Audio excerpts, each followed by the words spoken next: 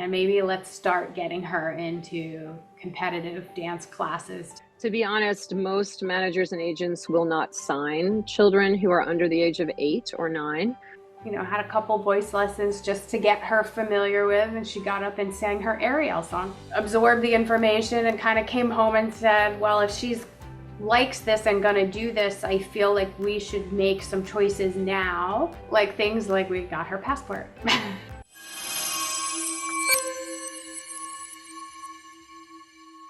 Welcome to Making It Happen, a career in the performing arts, where we discuss how to break into the performing arts industry for yourself or your child, teen, or young adult.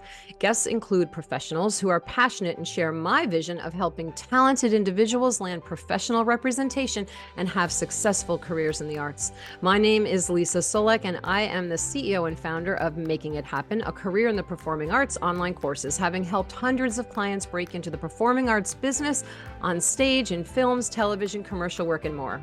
This podcast is supplemental to my groundbreaking online courses. For more information, check out all the ways that you can benefit from my courses, how-to videos, live seminars, my free weekly newsletter, and free guides. Go to lbctalent.com. My guest today is Teresa Pfefferle.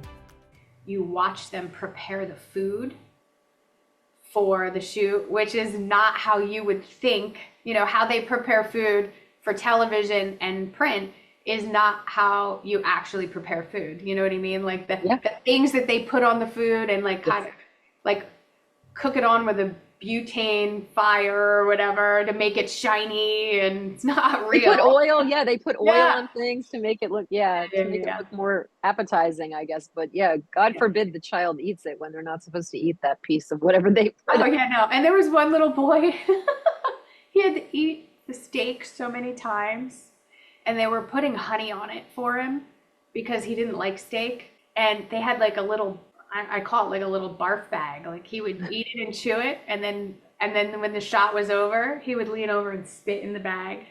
Yeah, the whole world of it is interesting. If you've never, seen it or understood it, you don't have any other family members that are involved. It is a very strange kind of dynamic. But right away, I think, if you have a young child and you end up on these sets with them, you'll know right away whether or not the child is meant for this and whether they can handle themselves in that setting, which is important to note. If your child is not happy in that space, then we definitely took your advice on that. I think you had said you used to have a meeting with your kids every 6 months. And so I just figured Tony Robbins says, if you want to see someone who's successful, if you want to be successful at something, emulate someone else who's already done it before you and mimic that behavior. So I was like, all right. So I would sit down with her, 6 years old, and we would go to lunch and it'd be like, so do you like what you're doing? Do you want to keep doing it? Mm-hmm. It's okay if you don't want to, I consistently have those periodic conversations with her because, like you said, this is a business. It's expensive business. And for us, it's expensive. Mm-hmm. It's a commitment.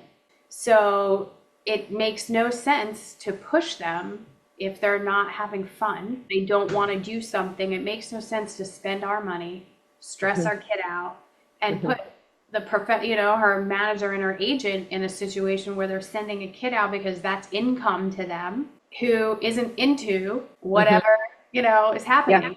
So we often did that. She always said, yes, I want to still do this, Yeah. And we would do the same thing with like dancing. Like if you had to choose between this and this, like it was always like she was horseback riding for a while. And then we got to a point where the horseback riding made me nervous because they were wanting to move her up to jumping. And I did not want her to jump. A little baby jumps I was okay with, but I didn't want her to be a jumper because I was like, we're spending all of this time and effort and finances in dancing and competing.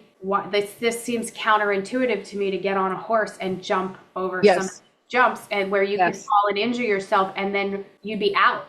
And so we made her choose. At one point we said, listen, we know you love your horse, we know you love to ride, but you have to pick one. I think it's the same with anything else too. If somebody is a great baseball player and they want to do that and they start playing football, you start to say, Maybe we should do some cross training instead of deciding to play football if we're just a really great baseball Yes. player. You Maybe have to that's kind of all. start to focus and get a little bit more, laser focused on what it is that the kids want to do. And so, I was thinking about something I said. I was telling you guys a story before about what it's like in the room and the different types of auditions. And it reminded me there's a couple like little anecdotal things that I think are worth mentioning with the auditions. Like we had one time in a snowstorm, it was a state of emergency, gone in for an audition, and that was Sound of Music. And while we were in the city, I had said to my husband, I made him come with us. He wanted to come with us. I don't remember if I made him or he wanted to because of the weather. We were the only ones on the road, us and the ice trucks or salt And this trucks. was going or coming This home? was going. We went in a state of emergency and we got there and she had the audition. And afterwards, I said, we should spend the night. And my husband said, no, no, no, no. We have to go home. We have animals. There's Hmm. snow. I have to plow the driveway. We're about an hour and a half. Well, door to door was 2 hours, right? So it's really Yeah. like an hour and 15 minutes. No traffic, straight run. Then the alarm went off and they were alarming everyone in the city that they were closing the tunnel. And so he was like, that's it, we're leaving. And so we left, drove home, got about a mile from our house, got stuck in the snow because there was so much snow and it had blown like, whatever. And then we get a notification that they want us for a callback the next morning. And I just don't think this is going to happen. Like, I don't think we'll be able to get out. Like, we can't even get down our driveway. And so the manager was like, it's all right. Don't worry about it. There's nothing you could do about it. And of course, in hindsight, you look back, she jokes with me about that and says, that's the one. That would have been the one that would have made all the difference, mom. But there's something to be said for, like, you have to be okay as a parent making those decisions and being okay knowing that Yes. there could be consequences to those decisions. Like, I Hmm. can't make it today, or I can't make the callback. We never wanted to say no, but I know like the whole summer vacation conversation comes up because you have to be okay saying, if you're not prepared to get on a plane and leave your vacation, you have to be okay saying, I need this 7 days. I need 7 days. Hmm. I'm Yeah. off, just block me out. Yeah, absolutely. And that's tricky because sometimes the managers and agents, they know what's coming down the pike. And if there's something perfect for your child that they know based on a relationship they've had with your kid as their manager or agent, they know that they could book it. They're looking at, obviously they're making the funds that they're making because they're getting that percentage. But on the other side of it too, they're looking at it like, okay, if you're out for a week, the week before, anything that's shooting that week, so whatever's auditioning even a month before that might be shooting that week, you're out of. And then anything that is auditioning that week for the future, the next how many weeks, you're out of. So Yep. yeah, but sometimes as a family, you have to make that decision. I had one client who kids involved in the industry, they were always going to audition, same thing, same experiences, similar kind of things in the New York market. They decided to go to, I believe it might have been Ocean City, Maryland, something like that. And while they were on the vacation, and she owned a business as well, Teresa. She had, a business that took up a lot of her time, and they rarely went on vacation, and this was kind of a big deal. And the son got a call back for a big commercial. I think it was Campbell's Soup. So it was like a big national commercial, and the residuals on it would have been like, 50 to 100K for a year of it running, that kind of money. And I remember like it was yesterday, she called me. She said, what should we do? We don't know what to do. We haven't had this vacation. He had a sister. Yeah. And I said, it's a bet. It's like you're betting on this. If you take one day, it's one day out of your vacation. You could drive into the city, do the callback. What are the chances he's going to get it? You don't know. You don't know if there's 50 kids in the callback. You don't know if there's 10 Right. or 20, whatever it is. You have to make that assessment. Could it be, I remember saying this to her, could it be a daddy-daughter day on vacation and you drive your son, or vice versa, so that Mhm. you can kind of make it work? And I think you have to look at the glass half full in those situations. At least that was my perspective. I always tried to Yeah. make it work and make it fun for the kids and never make it feel like there was this effort or this kind of negative kind of vibe on the rest of the family. Like, we always tried to make it work that way. but it's tricky. You have to figure out what works for you. And like you're saying, be okay with that. Be okay with your Yes. decision. You know, even if Yes. your daughter as a teen, does she still bug you about it?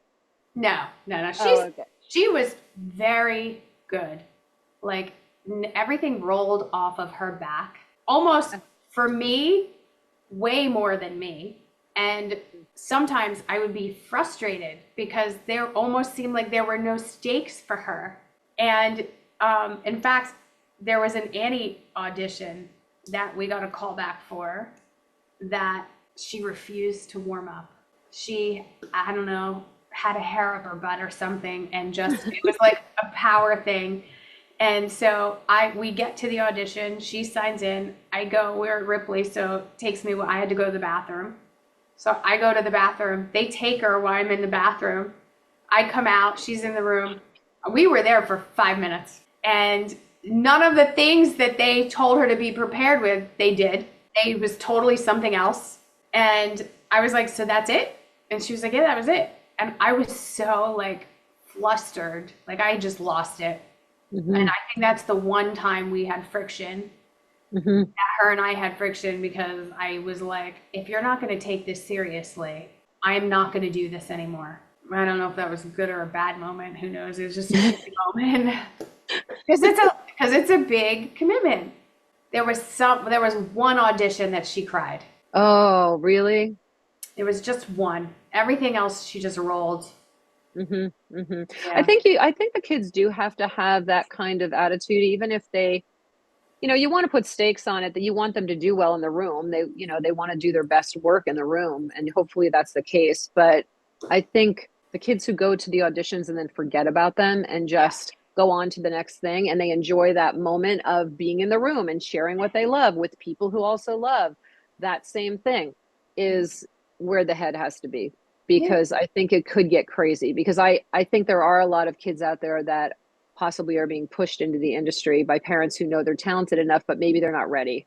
Yeah. Maybe they don't have, you know, they want everything. They want they want to book everything. They don't understand. And so a lot of that too comes from what happens in their small town. They're a big fish in a small pond, and then they go into getting rep and doing this, and they don't understand as a child. Another reason to have management meetings with your child, you know. Yeah. Well, I it's used true to, though, like for as much effort as you put in, someone else is always going to have more time and more money and have put more effort in. yeah. And or had the right look or the right sound or the right twinkle Mm-hmm. or whatever it is, like, Yeah, you have to love the process, and you have to love, I mean, I don't know, how do you feel? Do you feel that you're closer to Lila as a parent oh yeah. because of this? Like I feel that it changes everything. I don't remember if we talked about this when you guys started or not. But I feel like a lot of people, they're so hell bent on getting their child signed with a manager and agent. Once that happens and they start actually going to these things, it puts into perspective everything else. It puts into perspective the school play or Sure. the dance Oh recital. yes. Remember, Yes. I think we did talk about that, because people get so hyped up in like small towns about, you know, who got the lead in the play and who got the, you know, Oh, stuff that just the doesn't dance matter. recital. And Yeah. as soon as you start doing professional work, it's literally, I feel like that space becomes this relaxed. I could, she danced competitively kind of at the beginning of this, but it's similar when you're committed to any sport at a high level. You're not going to every birthday party. You're not going to every family event, right? Like there's been so many things that she did not participate in that we just were like, Lila's busy. Lila's dancing. Lila's competing. Lila's in the city. Lila has an event. And I think for her, that definitely shows up in her level of maturity with her peers, her age, who are not doing the things that she's doing. And she also has selectively selected a lot of those people out of her life, peer-wise, because of that.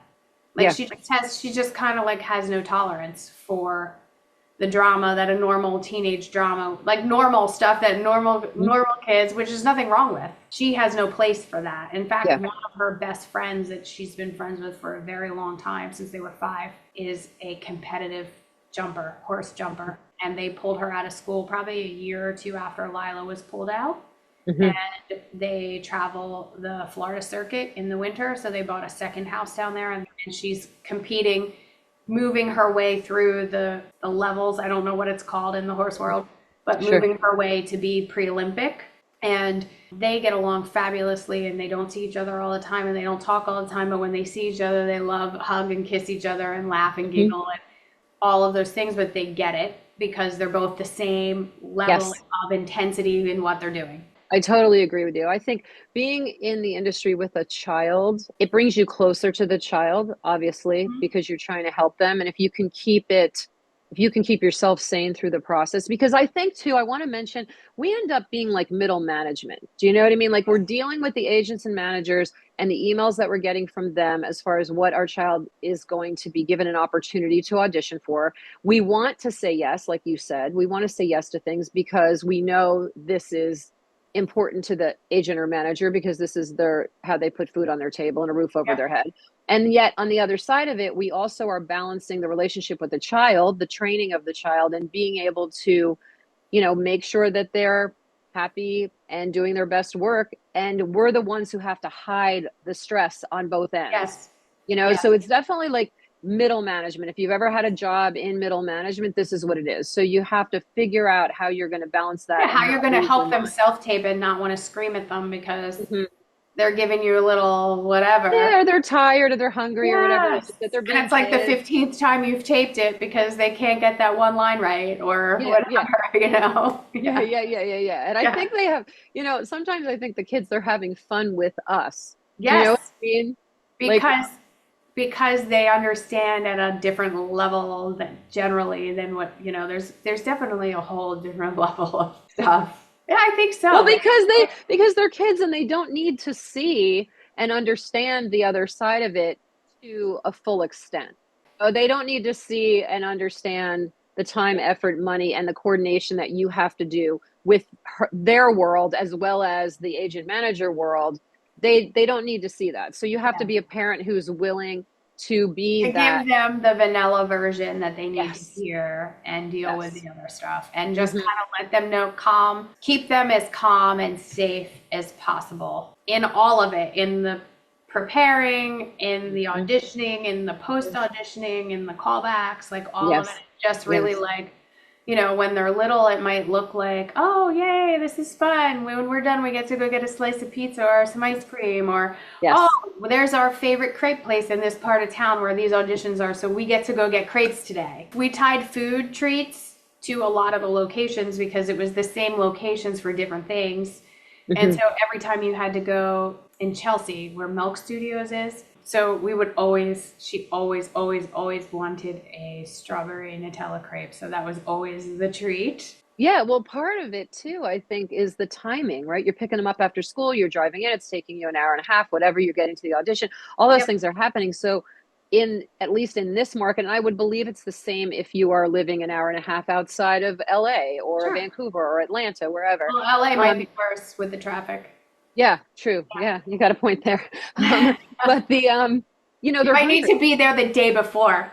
No. Yeah, there you go. Oh gosh, don't say that. But yeah, but they're hungry for dinner. Yeah. Yes. Actually hungry. Like I Yes. remember. Hmm. Yes. And one time, so I had to learn the timing. So if the audition was at 5:30, there's no way I could leave the city, even if we had to be home, because if you try to leave at that time, it is the worst rush hour and you're going out of the tunnel. And especially if you're down in Chelsea, you need to go out of the Holland Tunnel. And so we were in line to get into the tunnel for an hour and a half. In fact, that was one time where she was climbing around on the back floor of the car looking for like peanuts and raisins that had spilled like on her way to a dance competition. And I was like, all right, listen, there's a cart up the block. Here is $10. Get out of the car, run up to the cart and get a hot dog or a pretzel. And I promise I won't leave you. Like, just go get something. And this is while you're on the way into the tunnel. This is on our way out because we had Oh, sat out. for so long. Oh, And you're in the city and you're on your yes. way out of the city. Okay, Oh okay. my God. It took us like 4 hours to get home that night. Yes. That's crazy. Yeah, Yeah. yeah, Yeah, yeah. you learn quick that you have You to wait till learn. so late. And my husband was not the best carrier of getting her in and out. Okay. And so his thinking is not the same as mine. Mm-hmm. And he was highly concerned about safety, and the city made him nervous. Okay. And they got into Okay. Port Authority or Penn Station, and she had to go to the bathroom, and he wouldn't let her go because he did not want to take her into the men's room for fear of not knowing what was going to be in the men's room. And he couldn't go into the women's room at the time. There was no laws that allowed for multi-gender. And Sure. so he's trekking up 8th Avenue with her, and she's like, Dad, I really have to go to the bathroom. Now I know the places, right? You know the places that you're couple blocks, you know, here Yes. and there and wherever that you can sneak into and use a bathroom. Yeah. He did not. And in his mind, he was like, I just have to get you there. Just hold it and we will get to the bathroom when we get there. Which ended up turning into wherever this location was, there was construction.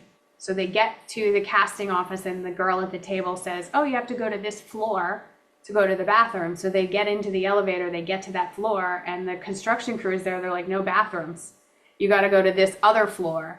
So by the time that had happened, she had peed her pants the poor girl, peed her pants in the elevator. So after that, thank God she had a change of clothes with her. And, you know, that was, of course, little girl problems, right? But she always would be like, Mom, I don't really want down to after that.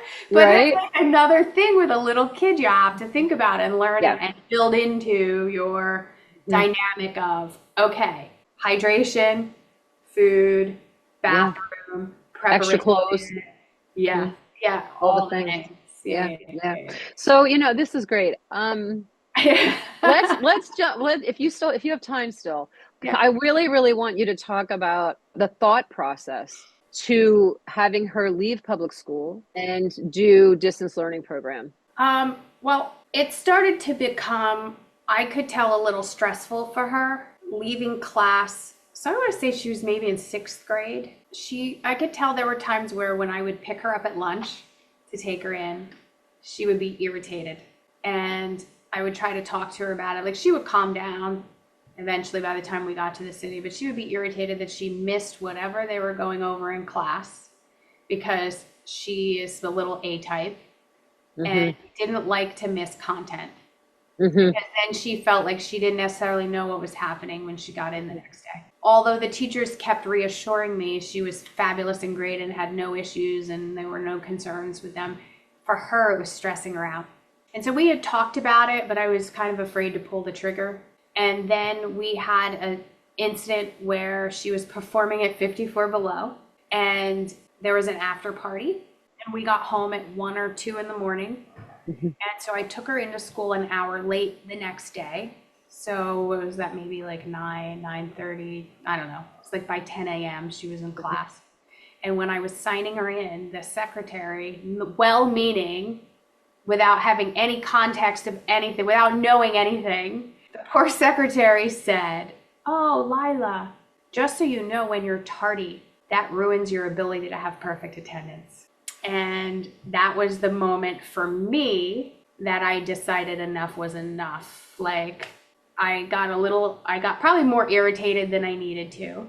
And I had asked for the principal after she got signed into class, and I pulled the principal aside and I said, under no certain circumstances is your staff to ever discuss my daughter's attendance with her. Unacceptable.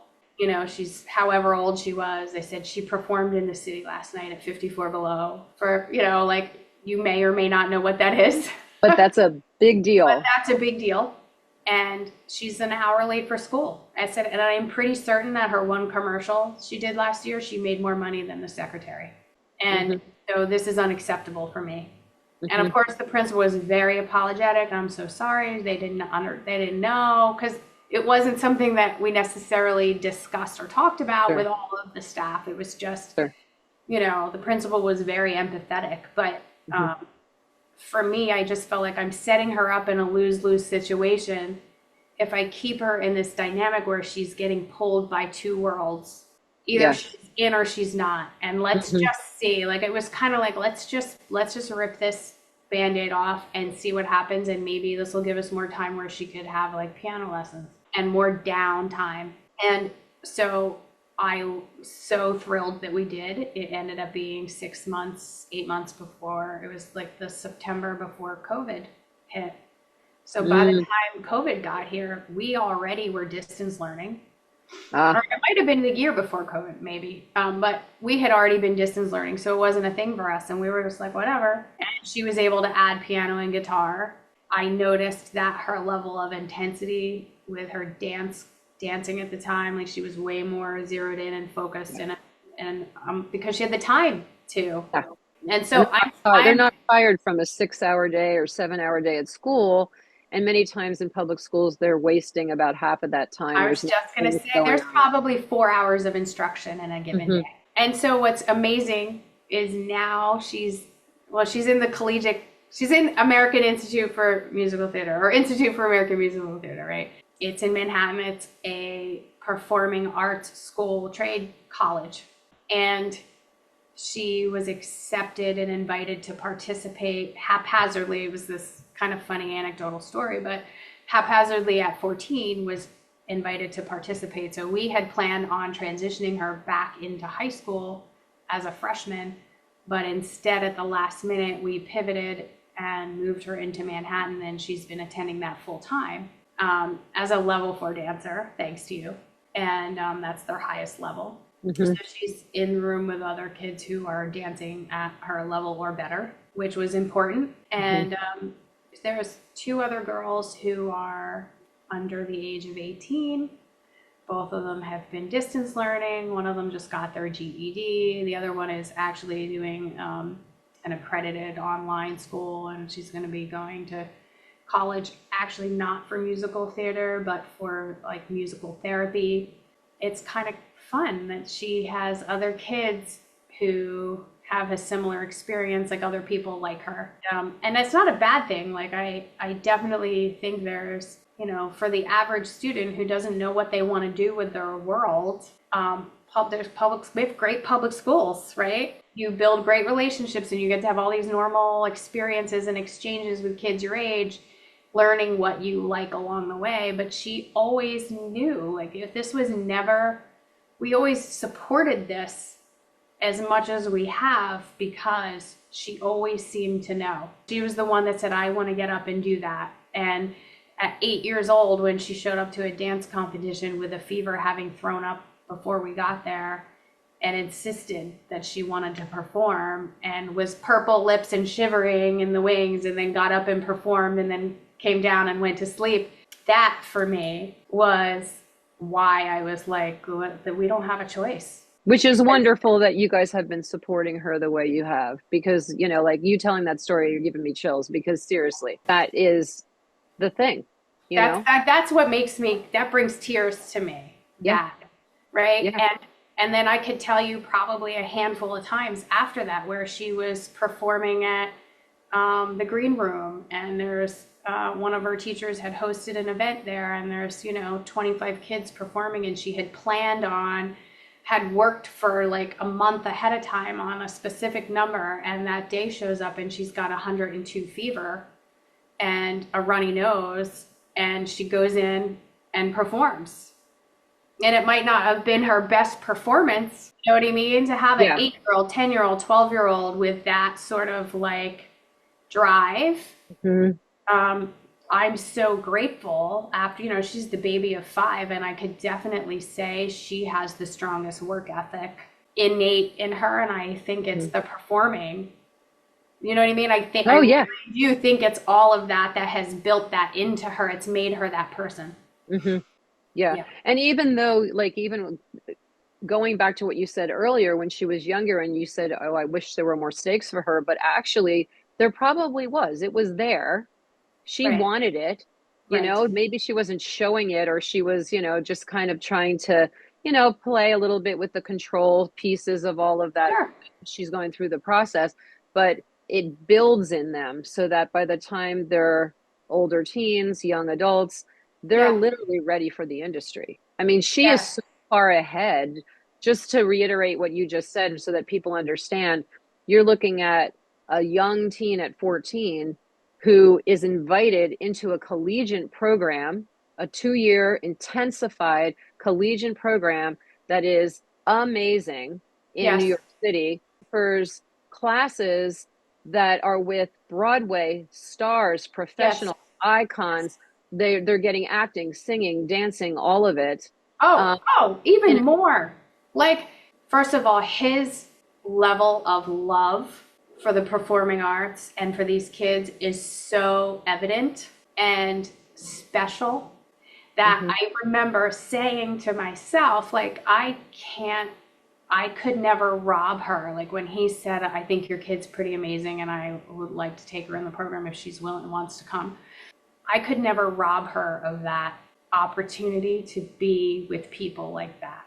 Like I felt like if I said no, I would be robbing her because there's so many people jaded around the world and all kinds of different, genres of life, but especially like to have something that's special. And because of his finance background, his training in finance, he's teaching them about finance, about business, mhm. and he's teaching them about like being a safe place for each other and what a great, amazing, magical thing that is. And a lot of the teachers, like you said, they're performers, they're professionals, they're in theater, Mhm. they're teaching at Broadway Dance Center, they're teaching Yeah. at Steps. So it's definitely the community like building and crossover you Yeah. want to be part of.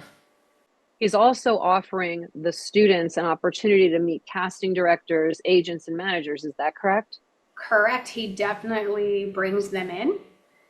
They have Agent April every year where they bring in agents and the kids have an opportunity to workshop with them and get notes, which you heard me say before, you get zero feedback. Mm-hmm. So the fact that they come in and they're willing to meet the kids and give them notes and some of them get signed as a result of it is an amazing thing. And Lila got to participate in the Share Pre-Pro. I don't probably cannot articulate as well as you what that means, but my understanding is it's when the choreographer for the show, for the tour, she handpicked a group of kids to work with to work out her choreography Mm-hmm. and to fine tune it before she met with the cast to run it on the Mm-hmm. cast. Yes, that's Yeah. correct. Yeah, pre-pro.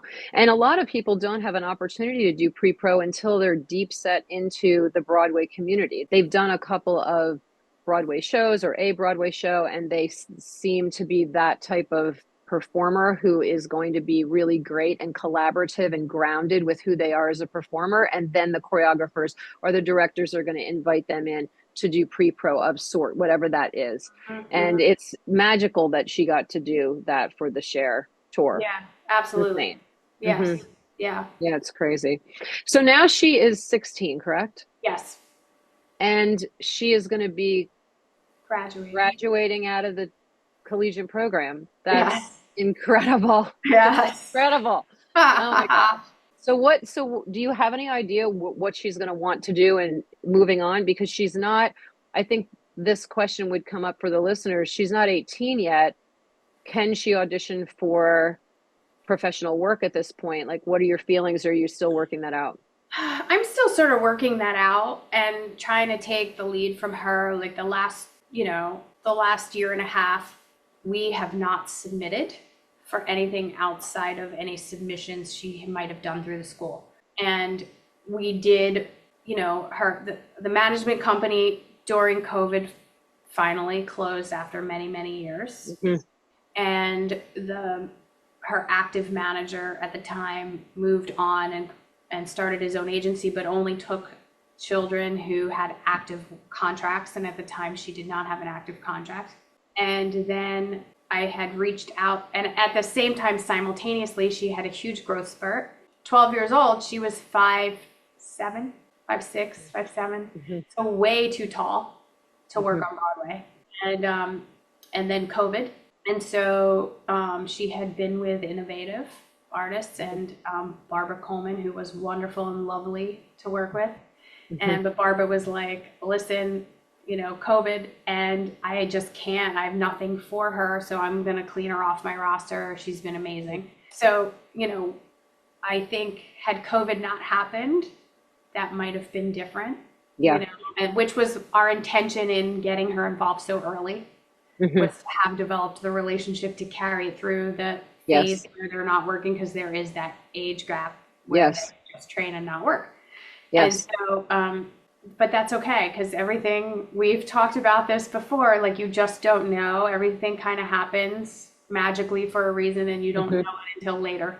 And so, and I lost my train of thought Well, there. you know what? Here's, yeah, you were, no, I loved where you were going because, let me explain one thing to everyone. So we've talked about this before with other guests, but between the ages of, for Lila, it was 12 and it'll be to 17. For other people, it's maybe 14 to 17, 15 to 17. It just depends on when they grow and develop and start to look like an adult. When they start to look like an adult, a production company is going to be able to hire an adult 18 Yes, plus to play 15, 16, 17. So yes, there's this gap that happens, and some teens work through that time if they look younger yes, than their age, because if you're 15 to 17 and you look 12 or 13, they're going to hire you because yes, you're going to be just more mature and you're going to be able to work more hours and all of those things based on the rules in the state that you're working in. So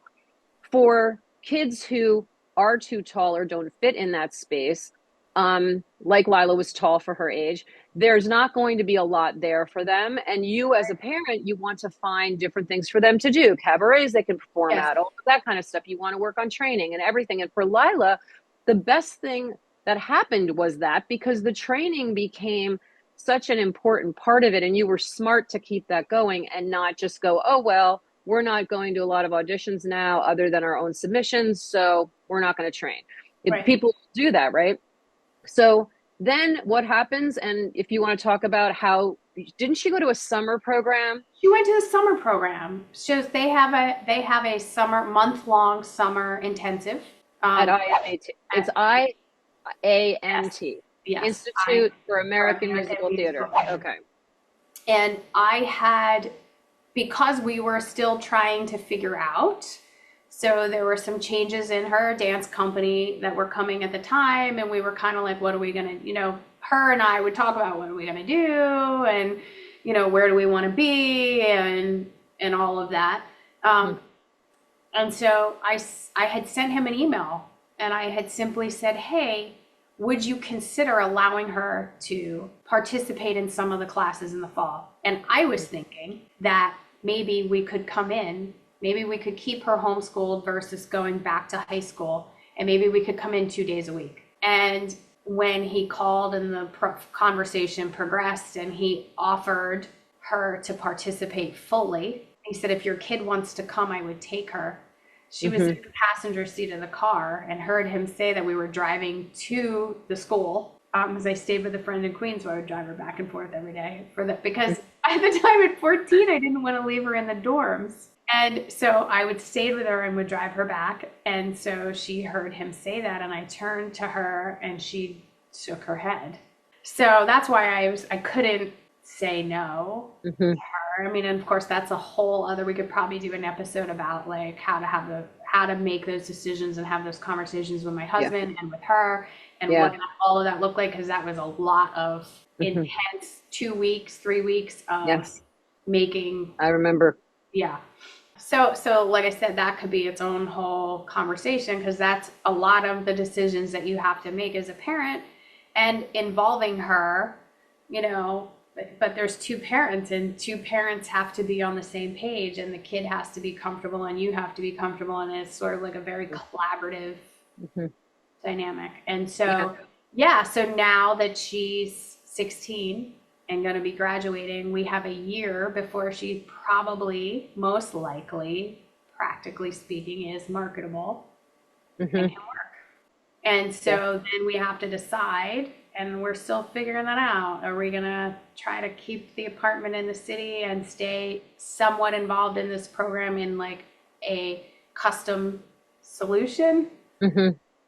Or are we going to pull her home and let her go to high school for a year? Are we Yeah. going to keep her homeschooled? Is she going to like just take the bus to the city 2, 3 days a week and take classes? Like, Mm-hmm. we don't Mm-hmm. really know all those answers yet. And probably in typical Pfefferle form, it'll be sort of like a last minute, this is what's going to happen. This is what All we're right, going to that's do. what we're going to do. Okay. Yeah, this is what we're going to do. How has she been keeping up with the homeschooling as far as the academics? How has that been going? And is that an ongoing process? Will she be graduating on time or early? I Just think so. I mean, it's a self-paced, she's in a self-paced accredited program. Okay. And so she does definitely, there are times where she has some downtime and she just spends an entire day, like she'll bang out a semester worth of content for one subject over the course of like 3 days, which tells you just how, how focused and also how little they cover in school. Oh, true. Yes. Right? Yes. Like they have to spread out all that time. Listen, she's not getting, I understand there are certain things she's not getting the benefit of being in a classroom and having conversations around the topic necessarily, but I think for what she wants to do in her life, like, it's just got to let her follow her compass and kind of be there. I think probably what will happen, like one of the options for next year is to take the year and just bang it all out. And finish it and complete it. Yeah. Yeah. Yeah, but then the challenge will be figuring out how to get in enough training to keep her where she is. Yeah, she's been doing it all day long, every day. Yeah, 8:30 to 6 days a 4:30, and some days she's in the studio till 9:30. Yeah, to keep all that up for sure. So you have some and she has some big decisions to make.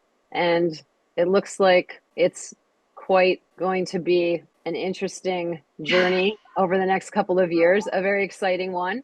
Yeah. I'm sure. I'm excited to see where she lands at 18, and when because she'll be able to start auditioning for Broadway, all kinds of stages, regional, touring, all of that. So it'll be Next exciting December, to see. that'll be kind of the, when she turns 17, that'll be like ripping off the Band-Aid, I think. She's leaning towards not attending a university for musical theater because she said, why would I do what I already know how to do and have already been trained how to do? She said that's a waste of money. And so that might not be what everybody wants to hear, but Well, that's the whole point of the podcast, right? Everybody's journey is different. I just interviewed Curtis Holland, who has been in 5 Broadway shows, and he kept making mention of that. Listeners out there, everybody's journey is different. Everybody's going to land where they're supposed to land. But the point is, give yourself the chance. If you're that passionate, if you have the work ethic that Lila has, if you have the passion for it and the talent and ability, and you have a parent willing to support all of that, that journey is going to be different from someone who maybe finds musical theater while they're in high school. They're in a musical theater show as a sophomore in high school and find out that they can sing and that they're really good at this and didn't know. And now their journey is going to be different. They're going to do the collegiate path. They're going to, it's going to be a little bit different. But, everybody gets there if they put in that work. Yeah. So this has been great, really great information. I'm so excited that you could do this because we've been talking about it for so long, and so I'm glad it all worked out for today. But do you have any last minute thoughts or advice for parents with a child similar to what you found with Lila? I feel like my best advice would be to find someone like you and keep them as close as possible. Doesn't matter what the cost. It's worth it.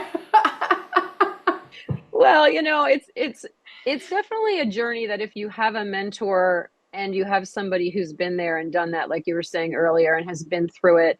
And certainly, if I understand both sides of the industry, having had 3 children in the industry myself and then being in the industry myself. So, I've got both sides of it. And so it is easier in that regard, I think, if you're new and you don't know anything about it. Yeah, no, I think definitely finding a mentor of some kind and don't be cheap when it comes to having the right people, because part of it is finding the right team and people who will love and support and come and like really be honest and give you the best of the best. Maybe that looks like, if your kid is into musical theater, that's going to be someone who's training them in dance, right? Someone who's training them in voice, someone who can be a mentor, who's trained people before, who, like, you know what I mean? Like yourself. You know, I heard one of the voice teachers say once to someone, if you had just seen me once a month, as opposed to paying someone who was half the price, I could have kept you in a better place vocally. Absolutely. And it's hard to see that. Like, you don't see that when you're going through it. It's very much a unguided journey, if you will. You know what I mean? Like, you're like in a dark, like, remember that movie, Golden Child, with Eddie Murphy? Yes. But he's got the glass of water and he's walking through this dark room and he's like stepping on these stepping stones and he can't see anything and he's singing. That's pretty much what it's like. Oh. But, like, you know, yeah, sometimes it's better to say, okay, if this is our budget, where can we get the best of this? Even if it's not every week.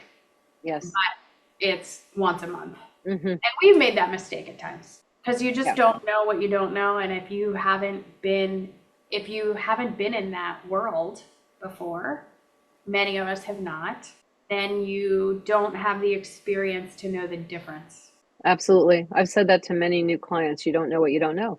Yeah. And that's okay. You have to seek out and find people who can connect you and make you understand. And to your point in regard to like the lessons, you could be taking once a week every Tuesday at 4:15 with the lady down the street who retired from being a music teacher at school, or you could be taking once a month from someone who has been on Broadway, is, you know, a Juilliard, you know, whatever, you know, or, and it's going to cost you more, but what they're going to learn in that space and the connections it's going to give you are going to be life-changing. And we did that like during COVID when I finally like felt like I could breathe. Okay, well, nothing's happening right now, so I'm going to like cheap out on some voice lessons for a while just to have something that had no stakes, you know? Keep her singing. Yeah. Mm-hmm. Yeah. Yeah, but I then get that. but then you're like, okay, now I know that at this time we have to be game on, you know? So then you have to start saying, okay, well, that means that we're going to have to really start doubling down at this. Yeah. Yeah, you're back in for sure. So if any of the listeners would like to follow Lila's journey, get in touch with you in some way, can you share social media? Oh yeah, it's I think her Instagram is at Leesa Pfefferle. Mm-hmm. Okay. And Can you spell that for us? Oh, Lilapfefferle.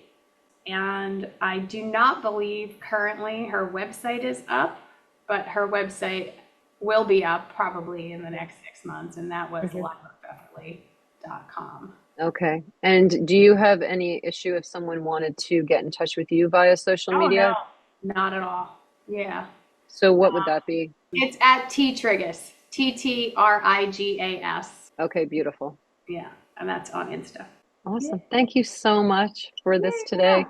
It's been wonderful. Yeah, it's been fun. Yeah, I love you guys so much. Yeah, same.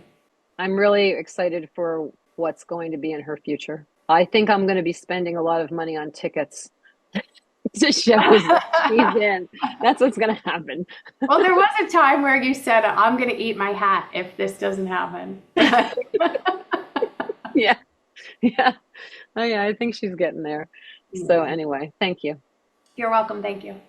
If you'd like to connect with Teresa or Leesa and continue to follow Lila's professional journey, follow her on Instagram at Leesa Pfefferle and join me Sundays at 8 p.m. Eastern. Need more information? Visit lbctalent.com and follow me on socials at Leesa Csolak _LBC Talent. By sharing our stories, we can help other talented individuals land the career of their dreams. If you're enjoying this podcast, please like and subscribe below and hit the bell for notifications.